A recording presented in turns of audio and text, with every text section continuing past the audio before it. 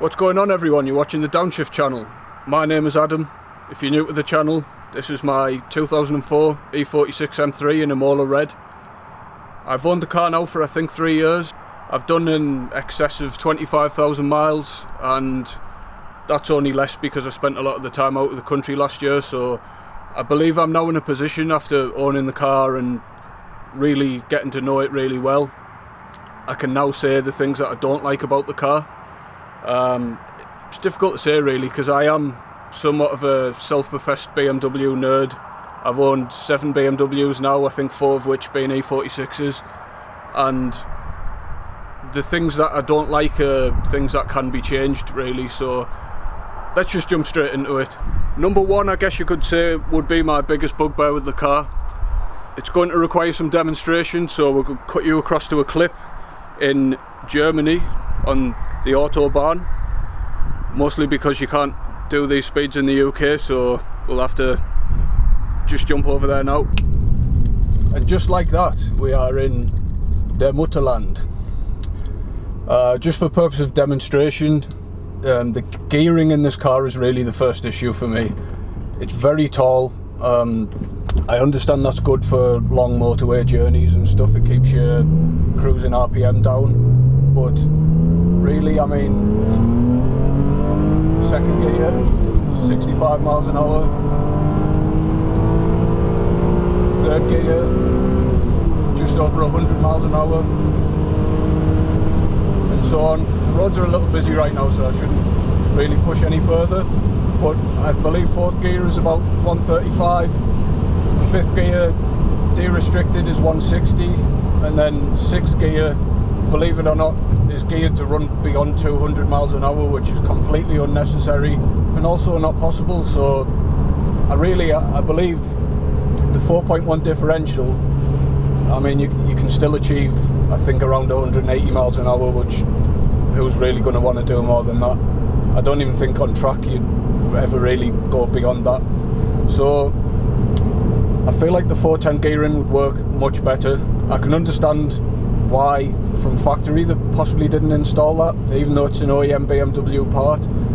It's more from the motorsport, so they make it for track cars, for the race cars of the time, of course. I believe sort of first and second gear might be a little bit violent, and that's probably why they didn't do it from factory, along with the fact that it would probably reduce the miles per gallon. So obviously when a manufacturer builds a car, they are, sorry, there's a good corner here.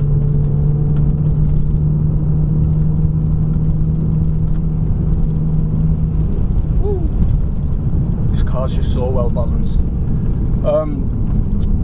Yeah, so when a manufacturer builds a car, they have to consider obviously a balance of everything: acceleration, fuel consumption, drivability.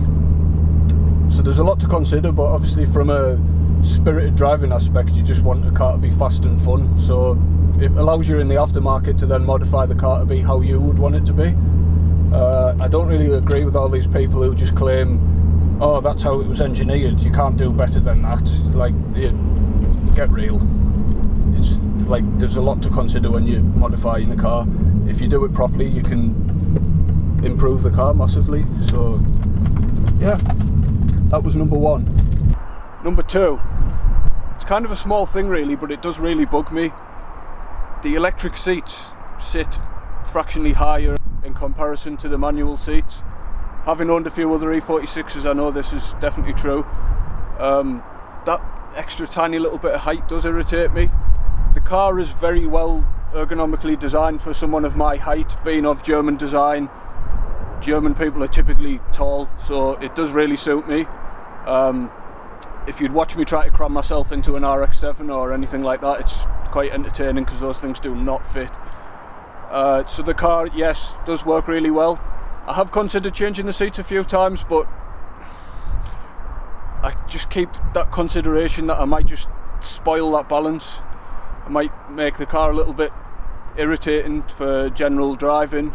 Yes, it'd improve it for spirited driving, but I don't want to also ruin the car with it being my daily driver. What should I do? something really I guess you could apply to probably 90% of cars. It's a little bit heavy. I believe if it was 150 kilograms lighter, it'd be so much of a different car. If you break it down a little bit, the seats are very heavy, the doors are very heavy, obviously for impact rating, so it is a safety feature itself. But this was at a stage where cars started to up the weight a little bit, and I think more recently manufacturers have noticed that, and cars have got bigger but the weights have stayed similar. So I think you could really save a little bit of weight with this, CSL being a prime example of that. What I'm afraid of, as I already mentioned, is going over the top and spoiling it as a daily driver. So it's a very difficult position to be in. You don't want to strip too much out, you don't want to make it too noisy inside or pick up vibrations, just spoil the comfort side of things when you're driving the car to work and back, or to meet people, or to do something nice. Obviously from a driving perspective, a lot lighter would be nicer, that's always a good thing. But yeah, 150 kilograms, that'd be nice. Number 4, maintenance and modifications. Expensive. The maintenance is understandable. The car was about 50 grand with the right options at the time, so that's probably 70 in today's money, so you've got to expect to pay maintenance for that price bracket. They're a very highly strung engine, they require a little bit more attention. They are reliable, don't listen to what people say. 100,000 miles on a car with a specific output, that's a few horsepower off the likes of the supercars of the era, and even some today. So you can't really argue with the maintenance side of things, just keep it right. It's the modifications that really can bite you, or at least bite your wallet. Apex are a very common wheel, they look good, they're light, tick all the boxes. They're fairly cheap as far as wheels go at 1500, and probably 8 for tyres. So that's not really the worst thing in the world. Exhausts, you can run up to about 2 grand for a full system. Coilovers, I went with the Bilstein PSS 10s, I've not yet fitted them, that's coming. They're quite expensive. With the top mount you're looking at about 2 grand. So airbox, you can run up to about 2.5 grand, and that's using aftermarket airbox, not the original CSL one. They're very expensive. And really the aesthetic bits, obviously some people like to go for the CSL boot lid, diffuser, carbon bits, etc. You could soon run up £1,000 in that. They can be very expensive. You can very quickly, that's not really including the diff or anything else, or seats or half cage if you want to go that far. You can very quickly run into being invested sort of £25,000+ in the car, including buying it obviously.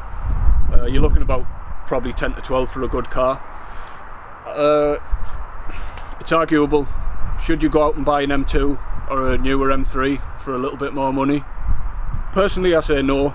I'm very well invested in this car because I love this car. It's one of my dream cars, it's not the top level goal. I am building that, and that will be coming to the channel. So yeah, number 4, it's a money pit. Number 5 may sound a little ridiculous to some people. I actually feel like I like the car too much. I shouldn't really be as attached to it as I am. It's not the most expensive car in the world. There's probably cars out there that are better, but I just feel that this ticks every single box and balances everything out so well that every time I've looked at something else, I've even gone and driven other cars and I jump in this afterwards and it just feels better. And I don't know, there's something about this car for me that is very special, and I think it was maybe because it was one of my dream cars. There's one car I find very compelling, I'd really love to try, the Cayman GT4, but it's outside of my price range at the moment because I'm quite well invested into the car that I'm building, so who knows what the future will bring, but I would really love to drive one of those. And maybe it ticks the boxes better than this. Maybe it's like this car turned up to 11. That's all I could really hope for. I understand obviously the dynamics of it are very different to this, but I think it'd be interesting. I'd like to drive one. And just like that, we're back in the UK, as if by magic. Obviously I'm wearing the same clothes for the purpose of continuity, and yeah, Germany's fun, but we like to be back at home. I've enjoyed making this video in the same way that I've enjoyed owning this car. It's been great. I've not really got a whole lot of negative stuff to say about it. I highlighted a few things. The internet loves hate, and sometimes you just have to feed the internet. So if you'd like to see more from this channel, we've got some really big stuff coming. If you didn't see the video, the downshift garage is going to become a thing. We are getting a unit, we're going to have our own lifts. The modification videos typically used to do pretty well on the channel, and what we really want to do is bring that back with builds, quality, high standard, good videos, interesting. So we're going to really be pushing forward to do some good things with the channel. Make sure you stick around, of course, and we'll see you soon.